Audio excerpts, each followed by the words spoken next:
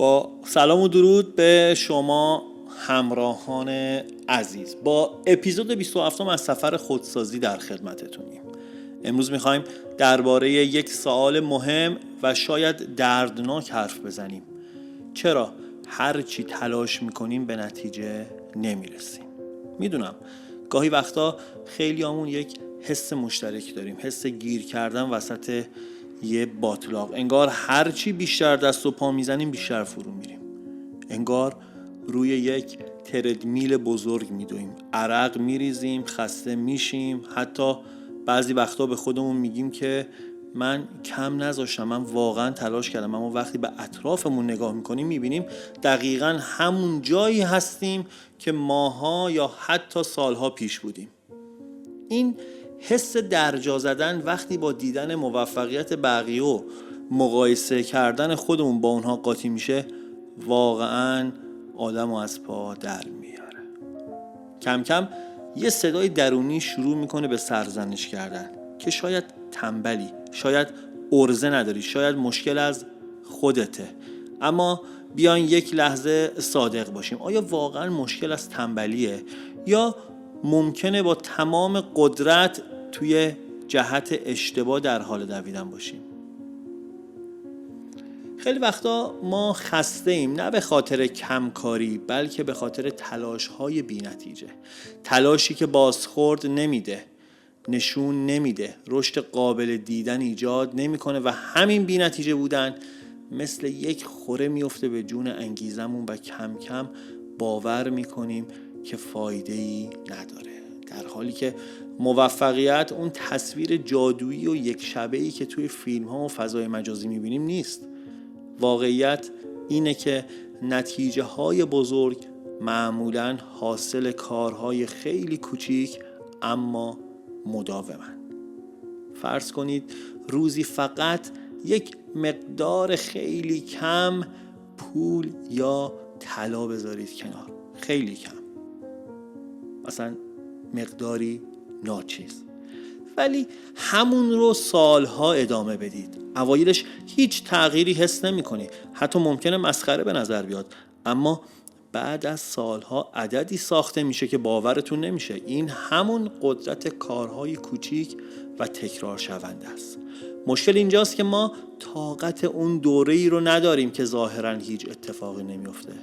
درست مثل اتاقی که دماش -20 و کم کم میاد بالا، -10، -5، -2، -1. هنوز یخه و هیچ تغییری دیده نمیشه و دقیقاً همون لحظه هاست که بیشتر آدم ها کنار میکشن. نمیدونن فقط 1 درجه دیگه لازمه تا یخ شروع کنه به آب شدن. تغییرات واقعی اولش نامرئی‌اند، زیر سطح در حال شکل گرفتنن، اما چون دیده نمیشن ما فکر میکنیم هیچ خبری نیست و زودتر از موعد تسلیم میشیم. از طرف دیگه باید یه سوال جدی از خودمون بپرسیم: آیا استمرار ما در مسیر درسته یا فقط در حال تکرار اشتباهیم؟ چون اگه با تمام قدرت از یک نردبون بالا برید که به دیوار اشتباه تکیه داده، فقط سریعتر به جای اشتباه میرسید. خیلی وقتا ما مشغولیم اما مؤثر نیستیم. کارهای زیاد انجام میدیم اما کارهای مهم رو نه.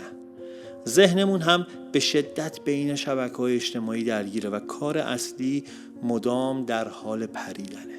فکر میکنیم مدام بین چند تا کار رفت و اومد کردن یک مهارته، اما در واقع تمرکز عمیق ما رو از بین میبره.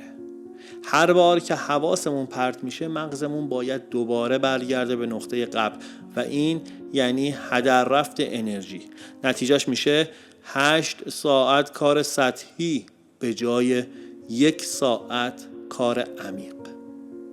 از اون بدتر ما به تصور کردن موفقیت معتاد شدیم، نه به ساختنش. فکر کردن به هدف دوپامین سریع میده اما انجام دادنش سخت و زمان بره. پس ناخودآگاه بیشتر خیال پردازی میکنیم تا اقدام واقعی. یه دلیل دیگه تلاش بی نتیجه هدفهای مبهمه. وقتی میگیم میخوام موفق بشم یا میخوام اوضاع مالیم بهتر بشه، ذهن دقیق نمیفهمه باید چی کار کنه. هدف وقتی اثر داره که مشخص و قابل اندازه‌گیری باشه.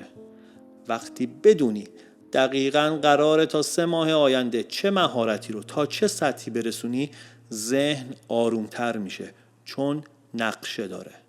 اما وقتی همه چی کلی و مبهمه، مغز اون رو تهدید میبینه و مقاومت میکنه.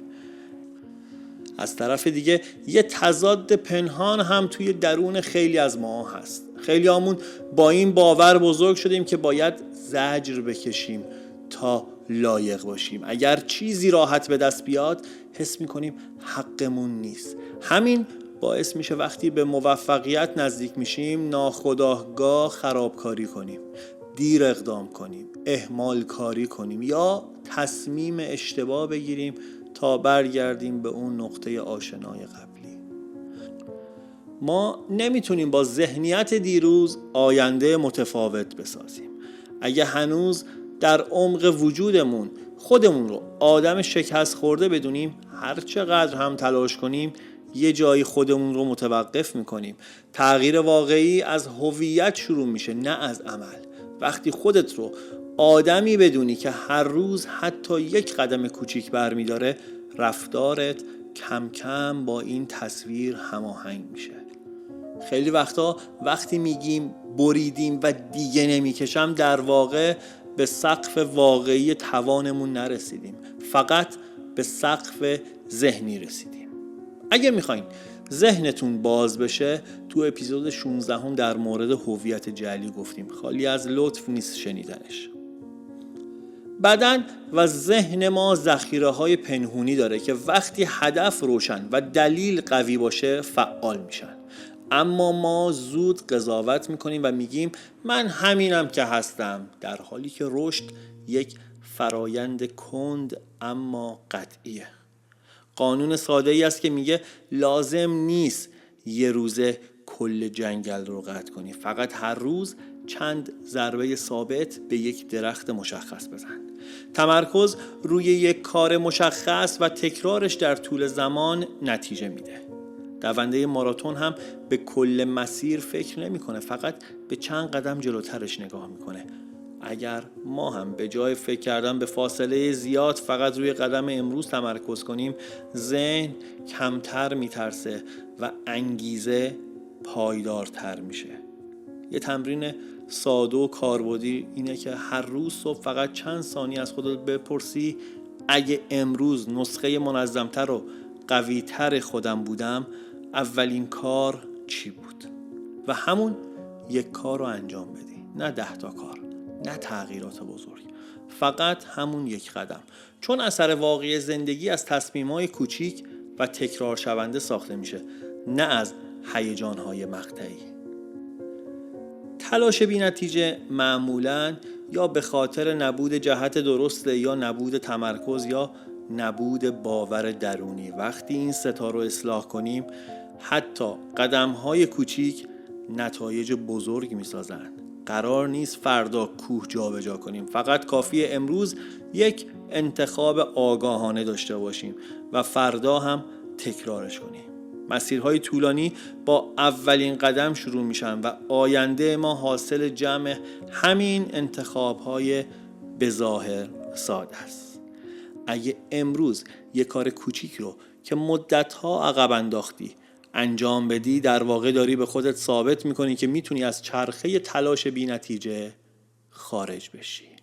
ممنونم که تا پایان این اپیزود همراه بودی. امیدوارم این حرفا تلنگری باشه برای اینکه بدونی مشکل شما کمبود تلاش نیست، شاید فقط نیاز به جهت درست، تمرکز عمیق و باور تازه داری. تا اپیزود بعدی پوینده باشی و پایدار.